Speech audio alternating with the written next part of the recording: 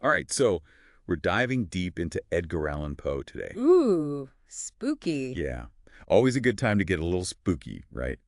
But we're focusing specifically on his legacy. You know, how Poe, even though he's been gone for centuries, still influences horror today. Right, because we're not just talking like ghost stories and poems, right? It's Right. bigger than that. Exactly. We're working with an excerpt that really gets into how his work from way back then is still shaping the stories that freak us out now. And I think it's going to be pretty fascinating to see just how deep that influence goes. Yeah. I mean, the guy practically invented psychological horror, didn't he? Pretty much. It's wild how he moved past the surface level stuff, you know? Like forget the jump scares and the blood and guts. Poe went straight for the mind. Yeah, he got that real fear, the kind that sticks with you, comes from what you don't see, what you can't quite explain. Exactly. Like think about Shirley Jackson's The Haunting of Hill House. Oh man, that one messed me up. Right. And it's like a perfect example of how Poe's ideas have evolved. He gives us this haunted house, but Jackson takes it further, turns it inward. The house is like a mirror for the characters' minds, all their anxieties and trauma. So the real horror is Yeah, internal. yeah. And as a reader, you're right there with them, trying to figure out what's real and what's not, just like the characters are, as they kind of lose their grip on reality. It's so creepy Ugh. and effective, right? That's good. Because it makes you question what you're seeing too. Like, have you ever read something that just like completely messed with your head, where you finished it and you were still like, hold on, wait, was that real? Oh, absolutely. That's the power of psychological horror, and Poe basically wrote the book on it, so to speak. Speaking of unsettling, the excerpt also talks about Poe's skill at creating these like incredibly claustrophobic atmospheres. Ooh, yeah. The pit and the pendulum, talk about intense, right? Yeah. The way he uses sensory details, you're trapped right there with the protagonist. That's like visceral, you know, all the darkness, the sounds, the slow creeping dread.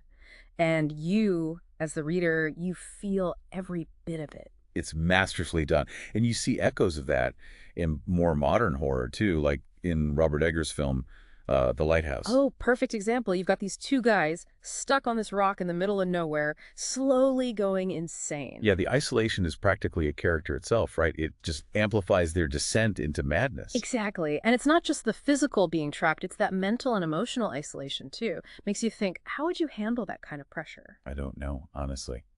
Could you keep it together if you were in that kind of situation? Really makes you think. And that idea, that fear of isolation, it feels even more relevant now, you know? We're more connected than ever, but there's still this like undercurrent of loneliness in society. Right. It's almost like Poe was tapping into something fundamental about being human, something that goes beyond time and technology. Totally. And that kind of leads us to another one of his trademarks, the whole death and decay thing. Yeah, he wasn't afraid to go there, like, at all. Super dark, super morbid. I hesitate to call it an obsession, but it was definitely a recurring theme. I think he was fascinated by death, you know? Mm. Saw it as a way to look at, like, the limits of human experience, the stuff that really scares us about our own mortality. Okay, that's an interesting way to look at it. So if it wasn't like a morbid obsession or anything, why do you think these dark, disturbing themes still resonate with us, even centuries after Poe's time? Well, it's like we have this complicated relationship with death, right? It's the big unknown.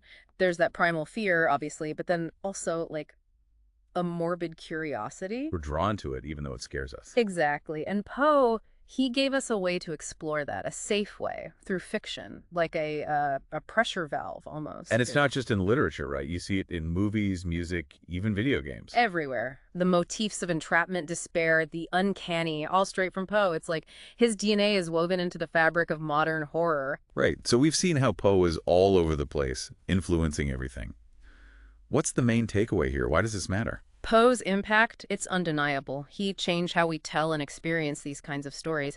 But the really interesting thing is how deeply his work still resonates with us, you know? It forces us to look at the dark stuff, the uncomfortable truths about ourselves, about humanity. Even in the 21st century, the things that scared people hundreds of years ago, they still scare us now. Wow. That's a powerful thought. Yeah. And to everyone listening, if you haven't experienced Poe's work yet, I can't recommend it enough. Or even just check out some of the movies or shows that are inspired by him. It's a trip, for sure. Definitely a trip. A fascinating and kind of terrifying look into, well, into ourselves, really. Exactly. All right, that's going to do it for this deep dive. Thanks for listening. Thanks for having me.